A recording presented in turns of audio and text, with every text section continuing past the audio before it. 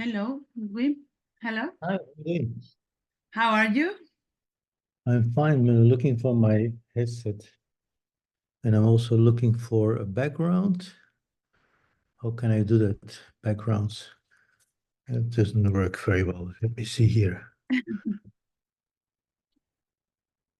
Choose virtual background. Okay. And now I should bring in some pictures.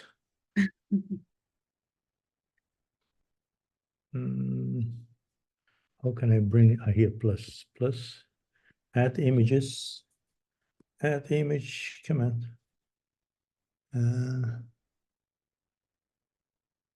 I have two screenshots. Open. Okay, there we go. There we go. And just my That's very nice. is it correct or is it It's correct. It's very beautiful. Yeah. correct? Because I see it the other way around. No, I can read it straight. Yeah. And so let's we are ready. No, we are speaking today. Let's see. So just we will follow the same structure as last time. Fix your collar. Here you have like a wrinkle in the middle. In your that's so we will do a little bit of introduction. You've already been here, but for those who are connecting for the first time, I will ask you to introduce yourself. Then we will refer to the previous chapter that we already connected, and we'll say that this is chapter 8, talking about SMEs. And then I thought, I don't know, what do you think?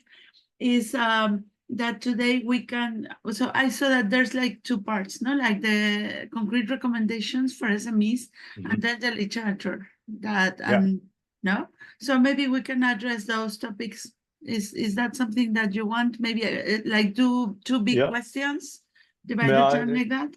I would like to talk about open innovation in SMEs. So the specificity of SMEs, which is maybe even not well understood, and still a lot of and still very important, because SMEs to have a lot of problems, right? So they don't have the technology, they have to reach out, they don't know how to do that, they don't have the absorptive capacity, and so on. So this kind of stuff I would like to talk like 3, 4, 5 minutes over that, and then I think the first question to ask is, how did I arrive at open innovation in SMEs, right? Yeah. Because that's a very nice story. Okay. So first, how did I get there, and then maybe a little bit about the specificity. Yeah. Okay. In the introduction, I will just also ask you about being co-author with Agnieszka. So you can also say like, okay, we wrote this chapter together and stuff like that. Okay, mention. Ready? Okay. So let's hope that the LinkedIn gods are good to us today. I'm gonna go live, and if not, you know that we just disconnect and connect again. Okay, let's see. Good.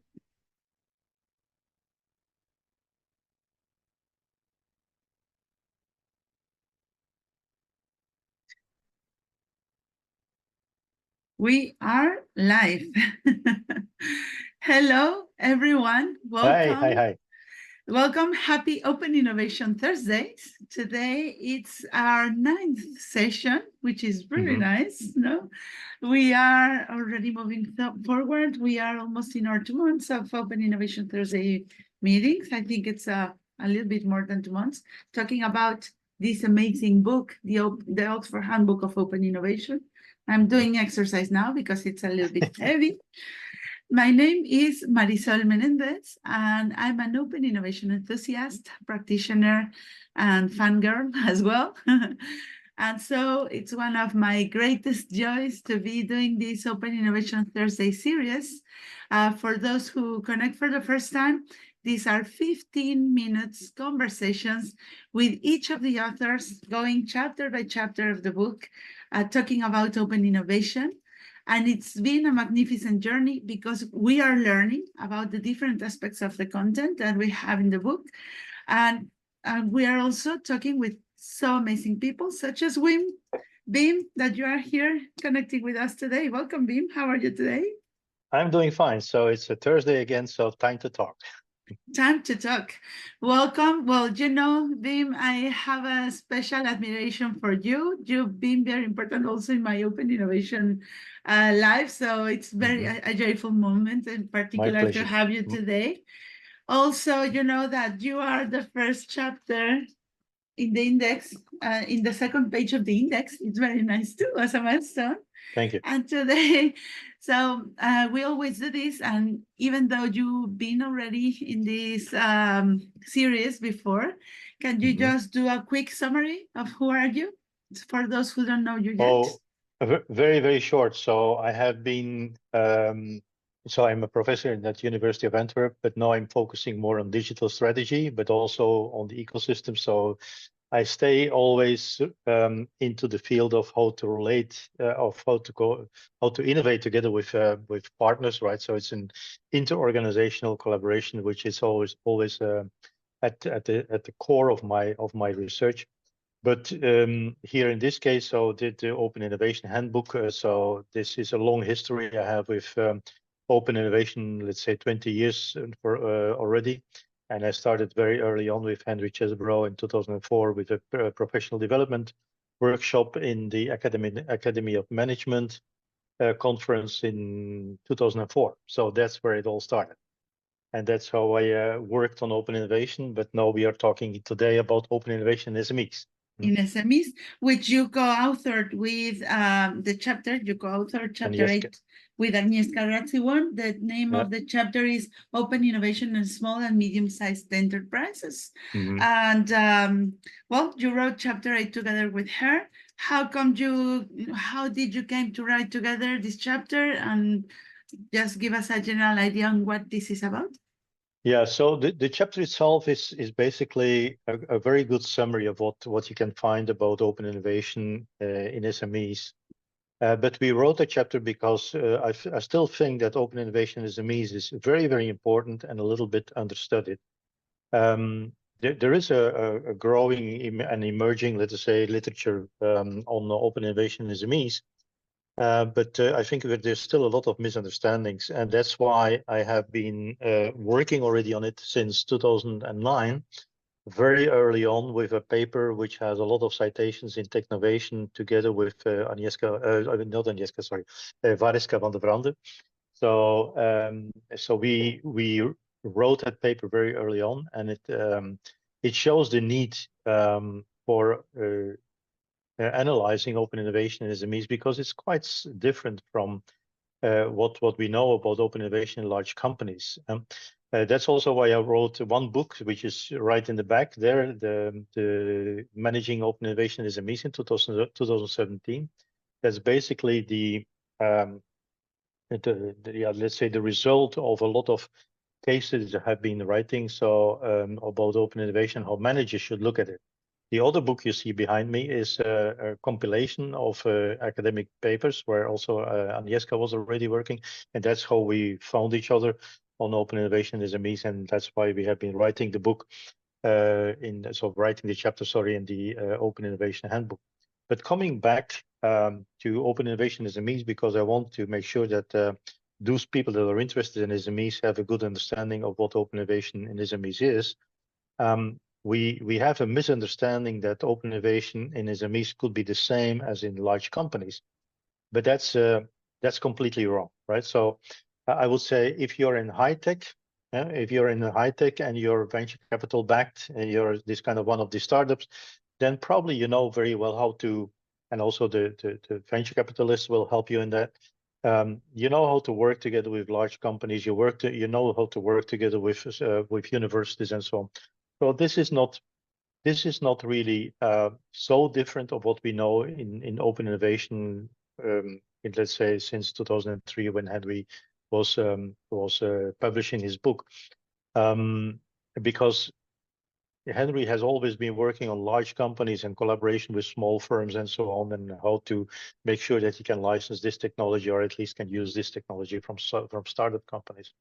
But I have been working mainly on small companies, traditional companies, or the traditional SMEs.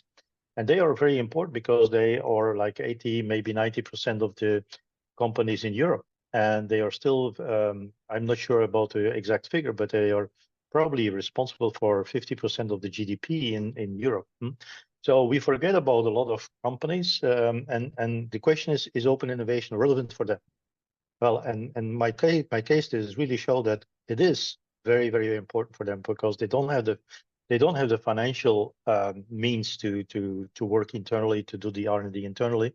So they have to reach out. They don't have the competences. They have to work together with universities, with larger companies, with networks of smaller firms. So, and this is something very new for them because they are small firms are usually working as an OEM or as a small firm in a niche market, very much on their own. And so they have to learn how to work with technology, how to work with knowledge institutions, how to work with IP and all this kind of stuff. So it's not an easy thing. But what I learned from all these cases, and that's quite interesting, is the journey is quite different than in large companies. It's a complete different game. It's all related to one person, to the entrepreneur.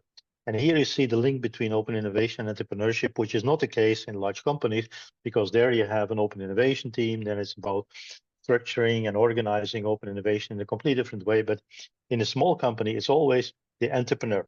He has to take risk. He has to take the attitude. He has to reach out to other partners and so on. So it's much more a personal relationship. It's much more personal networking.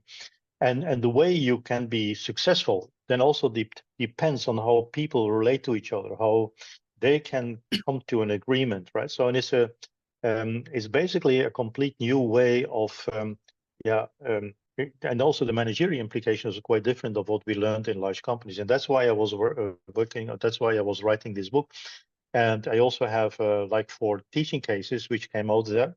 I think it's interesting that people should know that. So like Curana is a very small company on bicycle parts, and they are now like the Apple. So they moved from an OEM into what they call nowadays the Apple of the bicycle part market through open innovation, by the way. So a very nice case. Another case is Yaga, which is a radiator company, but very differentiated, and they only have a few engineers, and they have the worldwide award in sustainable radiators.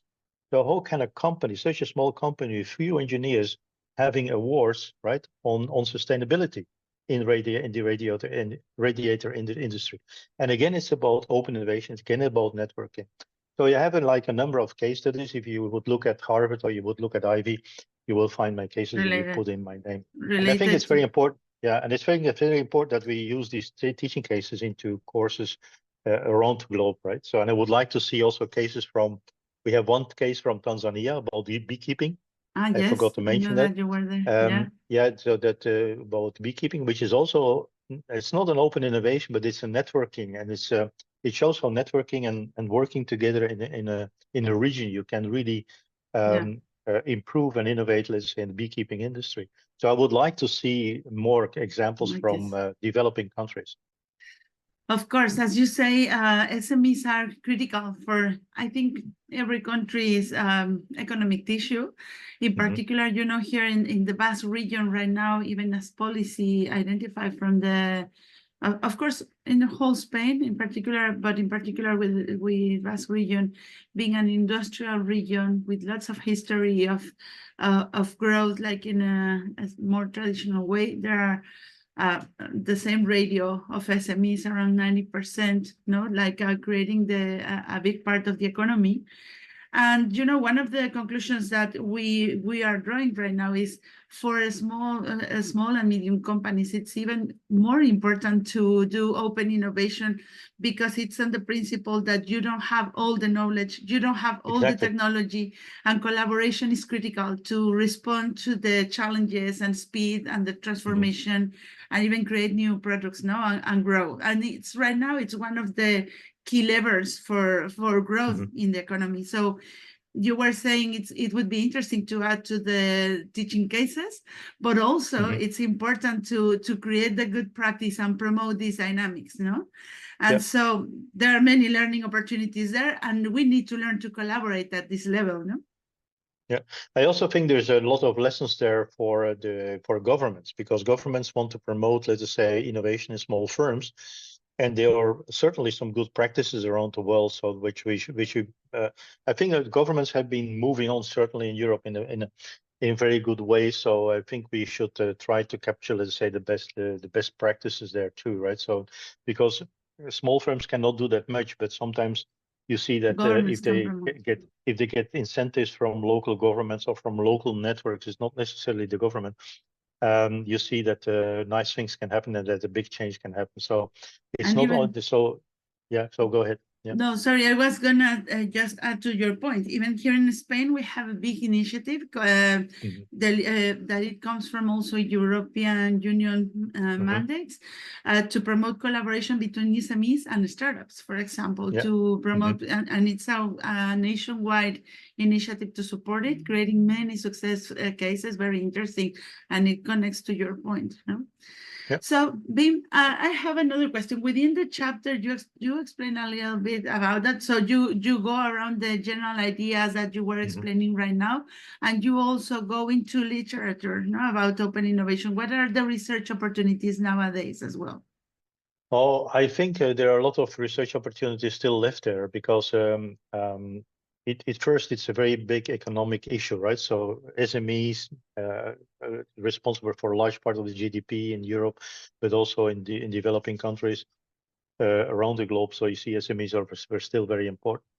And I think there's still a lot to learn there. So first, I only scratched the surface with my book, right? And I have a few articles, and we also had like a big European project where we interviewed more than 100 companies, small companies, and there you see we have been systemizing, let's say, this kind of managerial insights. But I think a good framework is important, and I still think we don't have that for SME, for at least medium and low tech SMEs and open innovation. So I would like to encourage entrepreneurship scholars and small business scholars, right, to frame, let's say, open innovation in a way where SME managers really can do something with it. So, we will not find it, let's say, in the classical open innovation literature. We have to reinvent in open innovation for SMEs, at least for low tech and medium tech SMEs. The other thing is that and that's where I'm moving basically in the last years, is SMEs and large companies will still have to work a lot together. And then you see that large companies are not organized to do that well. And one case I have been developing also in Ivy, so in Ivy cases is very recently in 2024, is the innovation flow from Bayer, right? So where Bayer is organizing itself to get a better understanding of with whom they are working already, what are the potential of these different startups and so on. So it's not This only the is small Bayer, the pharmaceutical, no? yeah, The the pharmaceutical. In this case, Okay. it's crop science, right? So it's Okay. the other branch or the other division. But you see that Bayer basically is have to reorganize itself in order to work productively together with smaller firms.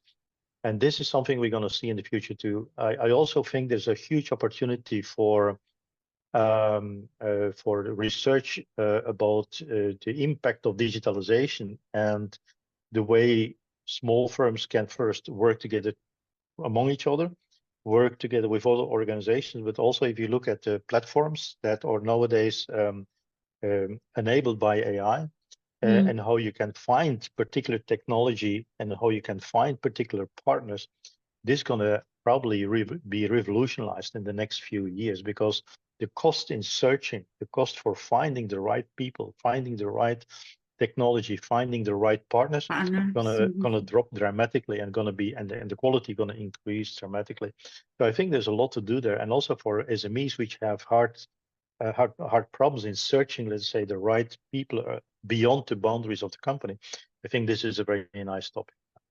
Well, just for you to know, Wim, because answering to your challenge and areas of work, here we are putting together a framework, adapting the 3 dimensions of open innovation, which is my methodology included in the book, to create a framework for companies, for small and medium companies, to identify the collaboration areas connected to their strategy and prepare internally for collaboration and find the right partners. So I hope that we have something soon to share with the world. So I will come back to you with this idea. So that's another visit to Bascom. Thank you very much, Wim. This has been amazing. so SMEs is really an interesting area, both for the research and practice, and also to create a real impact and change and evolution in every country, emerging and developed countries. So this is super interesting, and I hope that all our viewers today and the people who will view this video afterwards will take your challenge and keep working on this. Thank you for joining today. Thank you very much. It was Bye. nice to have you. Bye-bye. Bye. Bye-bye. Thank you.